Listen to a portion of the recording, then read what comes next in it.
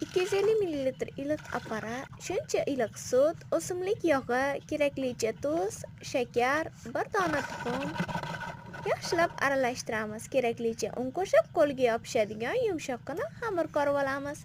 Xamirimiz qo'lga yopishmasligi uchun o'simlik yog'i bilan ishlov berib, 1 soatga ko'ptirishga olib qo'yamiz. Oshgan xamirimizdan zuvolachalar tayyorlab, o'zimiz istagan shaklda chekib olamiz. Videoda ko'rsatilgandek qilib xamir tayyorlasangiz, yumshoq va paxtadek yengil bo'lib chiqadi. Duxovkamiz listiga terib, yana 15-20 daqiqa dam oldirib qo'yamiz. So'ng islarga tuxum sariqlarini surtib, 200 gradusda 20-25 daqiqa davomida pishirib olamiz. Juda ham tez tayyor bo'ladi. Bolajonlarimiz sevimli shirinliklardan biri bo'ladi.